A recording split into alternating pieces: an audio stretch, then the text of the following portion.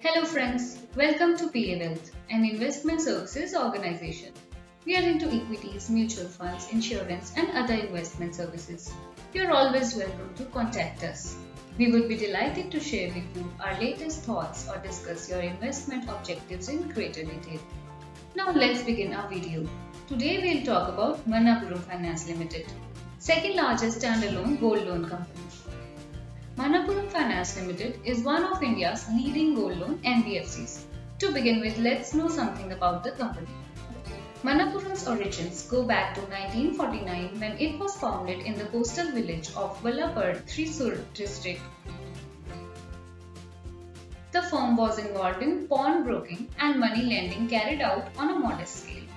In year 1986, Mr. V.P. Nandakumar took over the reins of this one branch business after the death of his father. Manappuram Finance Limited established in 1992. Here is the family structure of the company. Now let's know about the executive management of the company. Mr. V.P. Nandakumar, the MD and CEO. In 1986, he resigned from the bank to take over the family business upon the demise of his father, V.C. Padmanabhan. In 1992, he promoted Manappuram Finance Limited and has been a director of the company since then. He is also the chairman of Kerala State Council of the Confederation of Indian Industry. Age of Mr. Nandakumar is 66 years. In financial year 2020, he received remuneration of Rs 11 crore, that is 0.20% of total revenue and 0.74% of net profit. Mr. Jagdish Kapoor is the non-executive chairman of the company. He holds a master's degree in commerce from Agra University and a fellowship from the Indian Institute of Banking and Finance. He has over 40 years of work experience in banking and finance. Mr. Kapoor is also former Deputy Governor of Reserve Bank of India, former chairman of HDFC Bank, former chairman of Deposit Insurance and Credit Guarantee Corporation of India, Unit Trust of India and BSE Limited. Here is the shareholding pattern of the company. Now the revenue segment. The company derived its 80% revenue from the gold loan and other loan segments, out of which more than 70% of revenue is contributed by gold loan segment alone. Other loan segments include home finance, vehicle finance and others. On the other hand, remaining 20% is contributed by the microfinance segment to total revenue of the company in the year 2020. The company provides loans against the pledge of used household gold jewelry and extends short-term gold loan primarily to customers who require funds immediately and may not have access to formal credit. On the other hand, Muthoot Finance Limited, the closest peer of the company, has 87% share in the gold loan segment and the rest 13% is contributed by other loan segment of the company. Interest income.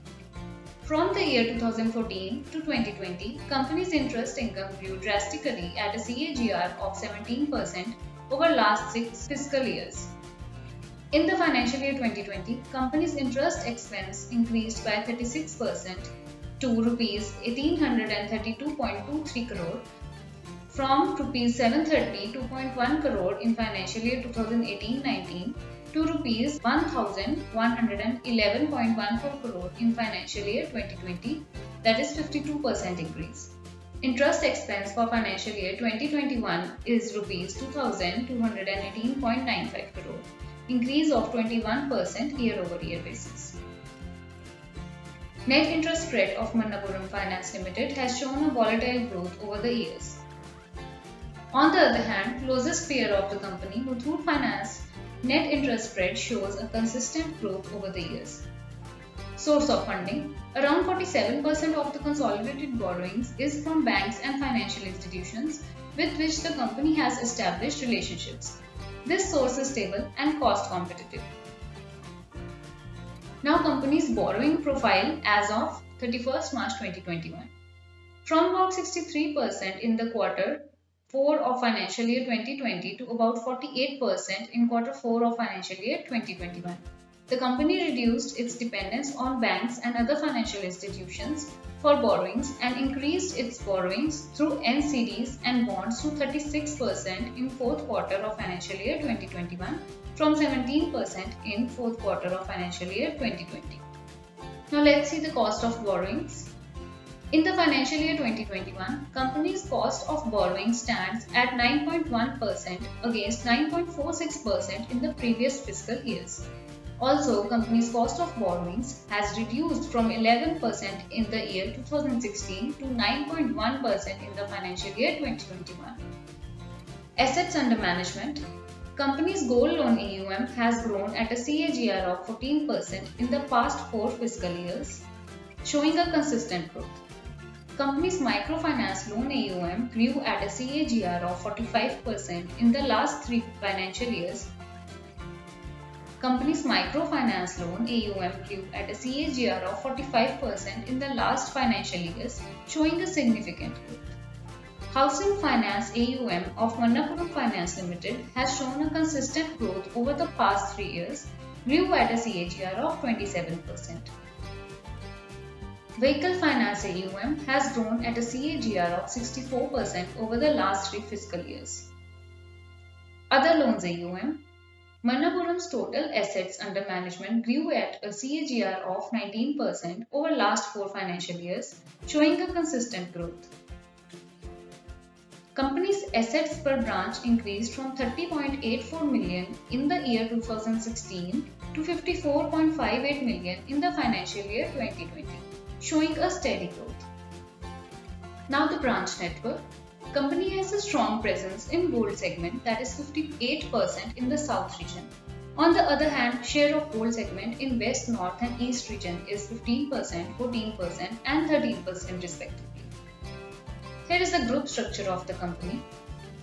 Manappuram Finance Limited has 4 subsidiaries: Manappuram Insurance Brokers Limited, Manappuram House Finance Limited, Asirvad Microfinance Limited and Manappuram Comptech and Consultants Limited. These operate in various products of life, health, personal accident motor insurance, caters to needs of mid-income to the low-income group.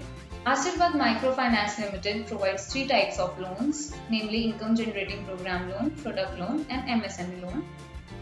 The subsidiary of the company, Manappuram Comptech and Consultants Limited, is in audit and taxation along with core IT services. Now the financial parameters.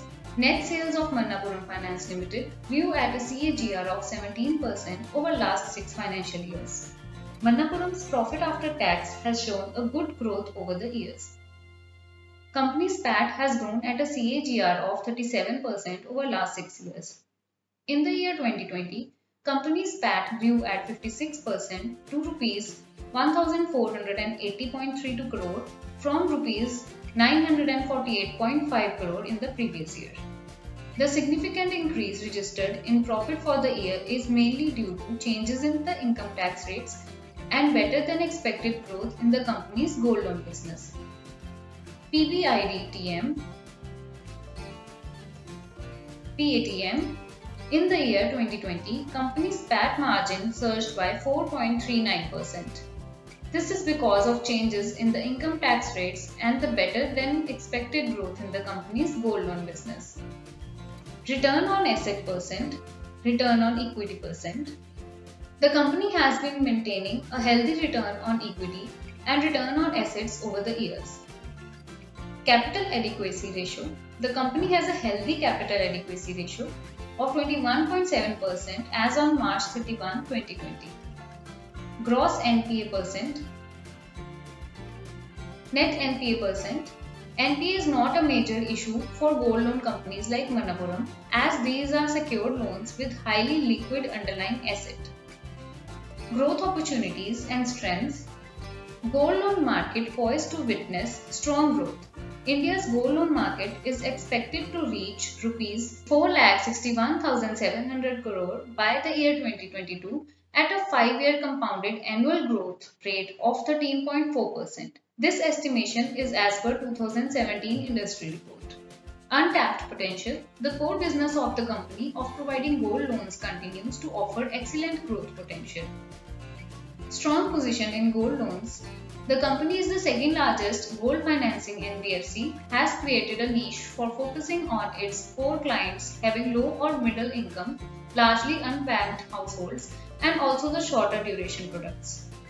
Higher gold prices could drive incremental lending. Prices of gold rallied in the past and companies can lend more amount to their customers. Portfolio diversification. The company has a diversified lending portfolio across retail, microfinance, SME and commercial customer. Stable funding profile. Around 47% of the consolidated borrowing is from the banks and financial institutions with which the company has established relationships. This source is stable and cost competitive. That's it for today. To read about Manappuram Finance Limited in detail, visit our blog. Link is given in the description box below. Thanks for watching. Like, comment and share. Also subscribe our channel for latest updates. Don't forget to press the bell icon.